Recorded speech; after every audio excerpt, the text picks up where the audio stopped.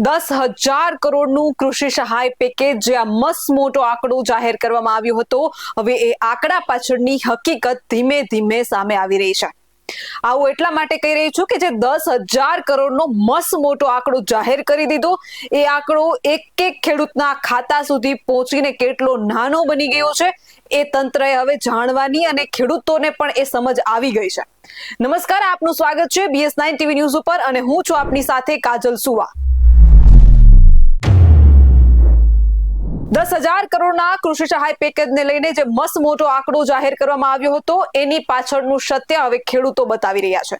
કારણ કે જે 10,000 કરોડનો આંકડો એ સંયુક્ત આંકડો હતો અને એને એક સાથે દર્શાવવામાં આવે તો એ ખૂબ મોટો લાગતો હતો, પરંતુ એ એક એક ખેડૂતના ખાતા સુધી પહોંચ્યા પછી કેટલો નાનો બની ગયો છે એ તંત્રએ જાણવાની જરૂર છે. અને ખેડૂતો પણ હવે જાગૃત થયા છે કે મોટો આંકડો જે 10,000 કરોડનો જાહેર કરવામાં આવ્યો હતો એ ખેડૂતના ખાતા સુધી પહોંચતા એક એક ખેડૂતના ખાતા સુધી પહોંચતા એટલો નાનો બની ગયો છે કે એનાથી ખેડૂતનું ભલું થાય એમ નથી.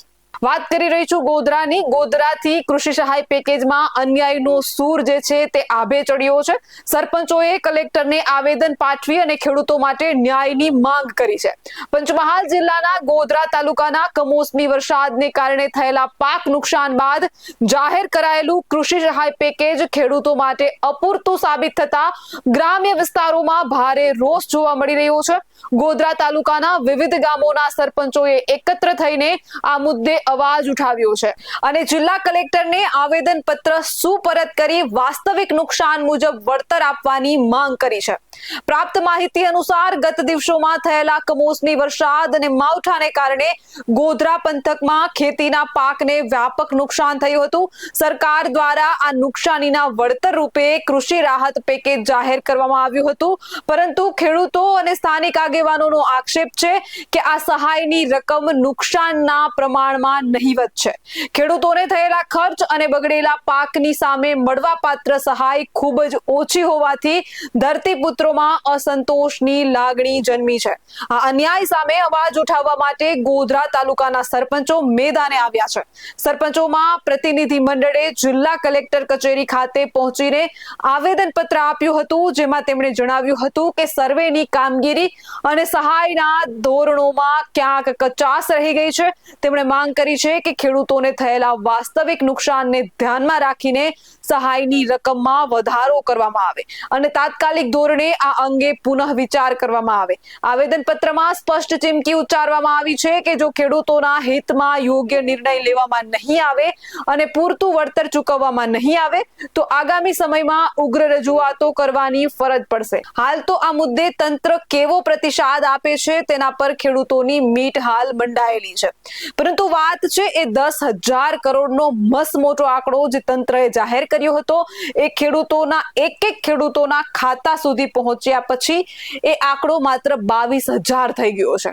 હવે એ 22,000માં ખેડૂતને દવાનો, ખાતરનો, બિયારણનો ખર્ચ બાદ કરવો કે નિંદામણનો ખર્ચ બાદ કરવો, એ 22,000માંથી ખેડૂતોએ પોતાની 4 મહિનાની મહેનત બાદ કરવી કે મજૂરી બાદ કરવી, અને 22,000 શું ખેડૂતોને હેક્ટર દીઠ જે સહાય આપવામાં આવી છે શું એ પૂરતી છે? બિલકુલ પૂરતી નથી. કારણ કે તમે અત્યારે રાસાયણિક ખાતરો, બિયારણો અને રાસાયણિક દવાનો હિસાબ કરો ને તો એ પણ 22,000 કરતા વધારે છે. હવે એમાં તમે ખેડૂત જે મજૂરોને બોલાવે છે, મગફળી ભેગી કરવાની હોય કે કપાસ વીણવાનો હોય, તો એ મજૂરી હવે એટલી મોંઘી દાટ થઈ ગઈ છે કે આ 22,000માંથી ખેડૂતે મજૂરીનો ખર્ચોય કાઢી શકે એમ નથી. ત્યારે આ 22,000નો જે આંકડો છે એ ખેડૂતોને કોઈ રીતે પોસાય એમ નથી ને હવે એ ખેડૂતોમાં ભારે રોષનો સૂર પણ જોવા મળ્યો છે. ગોધરાથી આ સૂર ઉઠ્યો છે કે કૃષિ સહાય પેકેજના જે ફોર્મ ભરાયા છે ત્યારબાદ ખેડૂતોને જે કૃષિ સહાય પેકેજ આપવામાં આવ્યું છે એ કૃષિ સહાય પેકેજ ખેડૂતોને પોસાય એમ નથી. અમારી રજૂઆત પંચમહાલ જિલ્લા અને ગોધરા તાલુકામાં જે સરકાર દ્વારા જે જાહેરાત કરવામાં આવી હતી પાકના નુકસાનીના વળતર બાબતે, જે હેક્ટર દીઠ જે ચૂકવણી કરવાની જે સરકારે વાત કરી હતી, પરિપત્ર જાહેર કર્યો હતો, એ બાબતે અમે બીજા જિલ્લાઓ, બીજા તાલુકામાં જોયું તો ગોધરા તાલુકા અને પંચમહાલ જિલ્લા કરતાં બીજી જગ્યાએ વળતર સારું એવું ચૂકવવામાં આવ્યું અને ગોધરા તાલુકામાં ખૂબ ઓછું વળતર ચૂકવવા માટે આવ્યું. એ બાબતે અમે આજે કલેક્ટર સાહેબને આવેદનપત્ર આપવા માટે બધા સરપંચો આવ્યા હતા ગોધરા તાલુકાના. શું માંગ કેવા અને પ્રકારની વિસંગતતા જોવા મળી? વિસંગત એવી છે કે અમુક જગ્યા જોવા મળી તો અહીંયા હેક્ટર દીઠ જોવા માંગે તો ગોધરા તાલુકા પછી પંચમહાલ જિલ્લામાં અમુક જગ્યાએ હેક્ટર દીઠ અમુકને 2500, 3500, 4000, 5000 આપવામાં આવે છે. એ જ વસ્તુ સાવલી તાલુકામાં, ખેડા જિલ્લામાં 35000, 32000, 36000 એવું ચૂકવણું કરવામાં આવ્યું છે.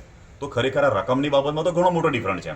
તો સરકારની અમારે રજૂઆત છે કે ભાઈ તમે વળતર ચૂક્યું, પરિપત્ર જે જાહેર કર્યો તો બધાને સમાન સાથે મળવું જોઈએ. તો અમને આ સમજ નથી પડતી કે આ કેવી રીતના સર્વે થયું અને આમાં કયા અધિકારીઓના લીધે આવું વળતરમાં શું થયું છે એ ખબર નહીં પડતી, કે ગફલત કરી છે કે ઊંચા નીચી કરી છે, શું છે એ સમજ અમને પડતી નથી. એટલે ખેડૂતો વતી અમારા સરપંચોની રજૂઆત છે સરકારશ્રીને કે જે ખેડૂતોને નુકસાન થયું છે એ બાબતે યોગ્ય વળતર ચૂકવવામાં આવે એવી અમારી વિનંતી છે અને અમારી રજૂઆત છે. સર્વે પ્રમાણે જે રકમ મળી છે કે નહીં ખેડૂતોને? સર્વે પ્રમાણે જે રકમ મળી છે ખૂબ જ ઓછી મળી છે, જે કશું જ ના કહેવાય. અમુકના ખાતામાં ખાલી 1100 આવ્યા છે, અમુકને 2500 આવ્યા છે, 3500 આવ્યા છે. અને અમે પેટામાં જે અમુક તાલુકામાં જે ચૂકવણું કર્યું છે એ એની કોપી બી અમે સાહેબને રજૂ કરી છે જોડે. ત્યારે તમારું આ વિશે શું કહેવું છે એ કમેન્ટમાં જરૂરથી જણાવશો અને આવા જ વધુ અહેવાલ સાથે મળતા રહીશું. તમે અમારી યુટ્યુબ ચેનલને સબસ્ક્રાઇબ કરવાનું અને અમને ફેસબુક અને ઇન્સ્ટાગ્રામ પર ફોલો કરવાનું ચૂકશો નહીં. બાકી અવનવી અપડેટ મેળવવા માટે આપ જોતા રહો BS9 TV ન્યૂઝ. જય જવાન, જય કિસાન.